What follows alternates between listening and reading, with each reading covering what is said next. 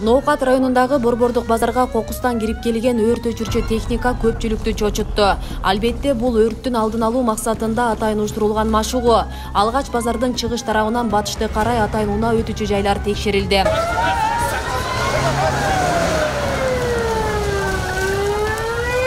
Эгер базар ичинде кырсык катталса, өрт өчүрүүчү унаа белгиленген убакта жетип баруусу кыйынга турат. Анткени соодагерлер унаа өтүүчү жолго чейин чыгып алышкан. Башаламан жайгашып, тоскоолдук жараткан соода түйүндөргө айрым жергиликтүү тургундардан наразычылыгын билдиришти. Өзүңөргө уруксат берилген жерлерге чыккыла, уруксаты жок жерлерге чыкпашыңар керек да.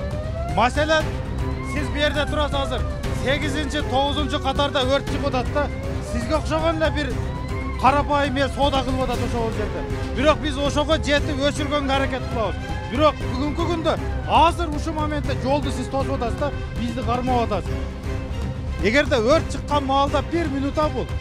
Билесизби кандай бир нерсеге тете болот. Азыр ошого сиз азыр күнөөлүүсүз.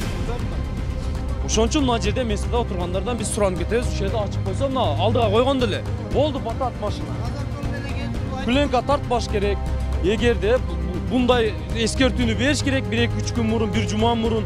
Болду, анан айдап салып бериш керек да, болду, эскертүү берилген. Өздөрүнүн территориясынын астына жайып алышат.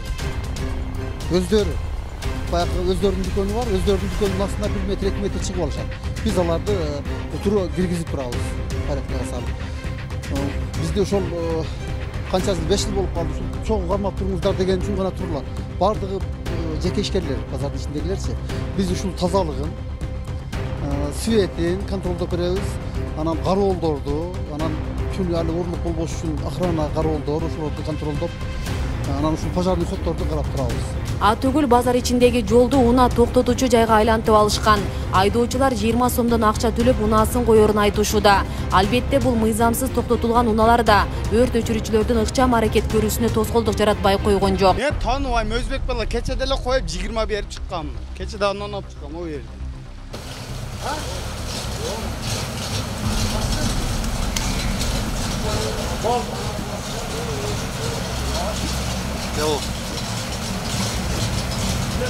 Бул негизинен ошо 1 жылга ошо пландалган иш-чара бул. Баймабай өтүп турат. Кайсы маалда кандай келебиз, бул базардын жетекчисине, анан тиешелүү мекеме ишканалар жетекчилерине, анан шаардык мэрияга дагы айтылбайт бул.